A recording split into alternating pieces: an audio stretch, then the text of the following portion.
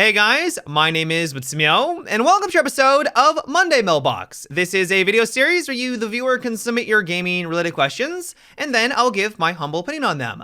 To get the formalities out of the way real quick, if you'd like to submit your own question that can be featured in an upcoming episode, you can do so by leaving a comment down below, or by sending me a Facebook or Twitter message. The first question today comes from Josh, and it is, with the excessive amount of indestructible gadgets on defense, do you think that DMR should be able to destroy them in a similar fashion to frost mats?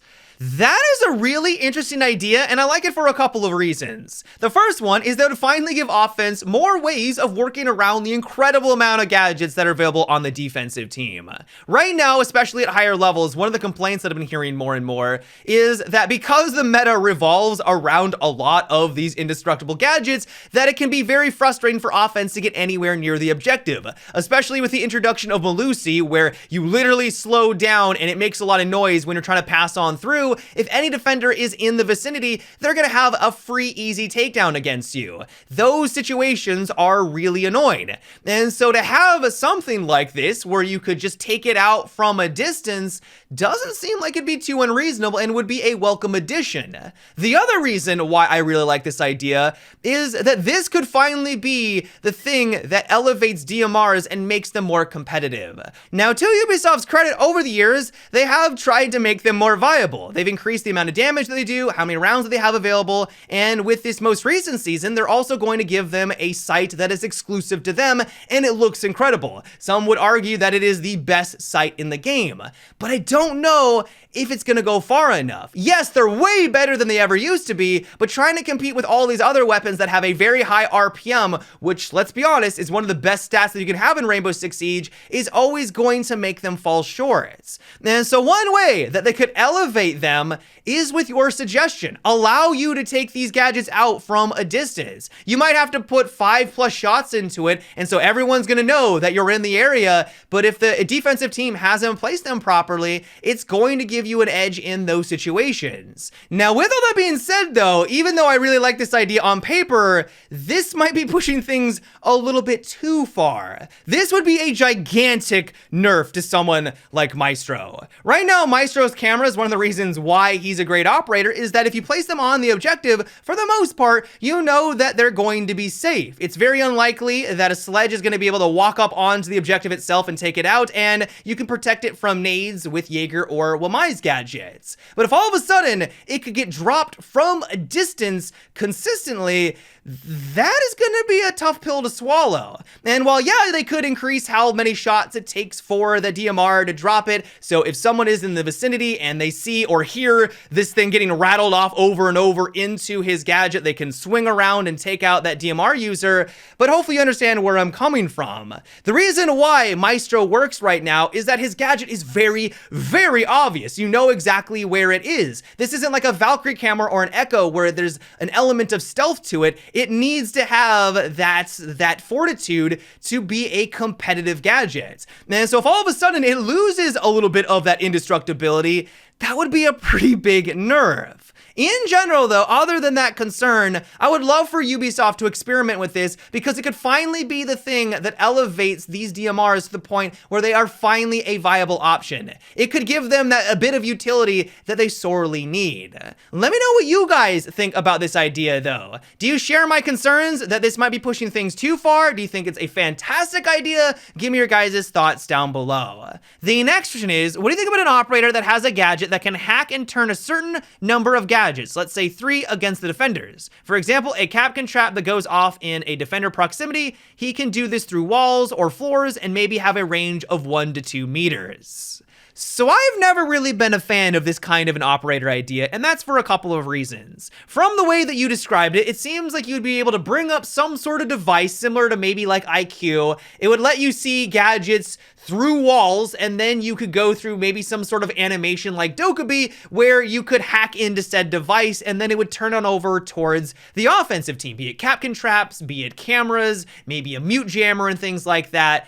And while that sounds cool on paper, like don't get get me wrong, that does sound great. I think it comes with some complications. The first one is that this would essentially allow you to fulfill a lot of different roles. Not only would you essentially be a lesser version of IQ, but you would be stepping into her territory, but also you could take out gadgets through walls like Thatcher. You would be able to hack into that mute jammer or whatever, and now it's for the offensive team. Now, you could maybe make it so that some gadgets aren't hackable, like mute or things of that nature, but hopefully you kind of understand where I'm coming from.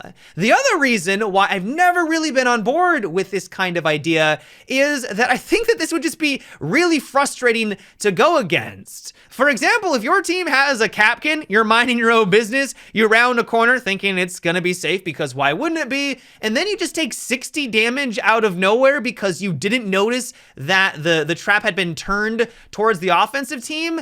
Like, that is not going to be enjoyable. I would argue that many people are not going to like that experience. If all of a sudden an Elamine activates in front of your face because you didn't notice the indicator, I'm guessing that there would be some way to know that it was turned to offense, and that goes off. Like, that doesn't sound fun. There needs to be that distinction between offense and defense, and I just think that this would muddy the waters, and a lot of these characters that are meant to do a certain job would just get more annoying when you now have to deal with that when you're on defense. But that could just be me.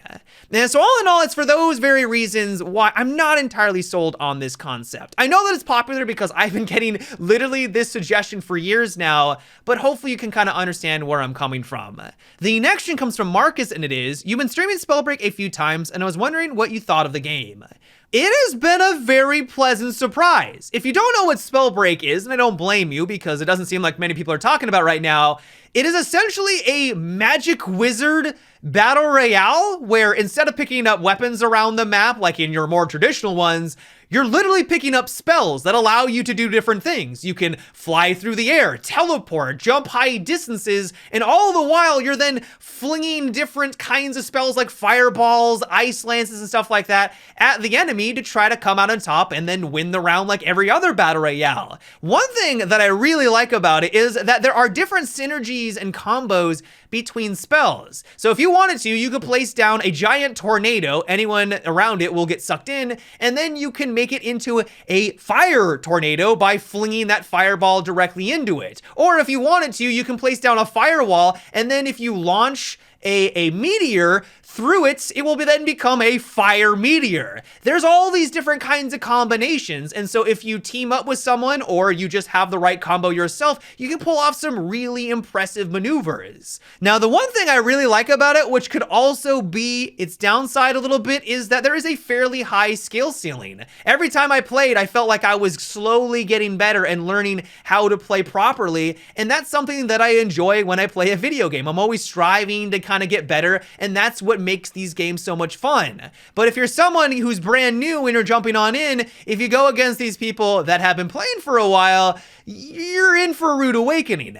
Now, thankfully, right now, everyone's fairly new because it just came out, but I could definitely see in a couple of months, if you just getting stomped over and over against people that have just mastered the mechanics, that could kind of turn people away. I think this is the same reason why Hyperscape has been struggling, is that while I loved Hyperscape, it's a lot of fun, because it does have such a high skill ceiling, it can be fairly intimidating for people that just want to enjoy it in a more casual basis. That might be an issue here as well. In general, though, if you have any interest in the game, I highly recommend that you give it a try. It's free to play, there's no entry fee, it's a very unique take on the genre, and I might be biased because I'm really into fantasy, but I think it's a lot of fun. There's a lot to enjoy here, and so I would definitely check it out. The next question comes from Okay, and it is, do you think that Fuze should be able to put more than one cluster charge at a time? So I'm right there with you that Fuze needs a rework. No matter how many gadgets Ubisoft throws at him, it doesn't matter when fundamentally he just isn't going to be great because of how situational he is. But I don't know if this is the right solution. Imagine the entire ceiling above you, pucks just start raining in from every single direction. If you did it properly and you put them in the right spots, there would be nothing the defender could do about it. As soon as Fuze activates his gadget, the pucks start flying on in. You run from one room over to the other thinking that that other room is safe. Lo and behold, it's not, because he has another one directly above that one as well. Like that.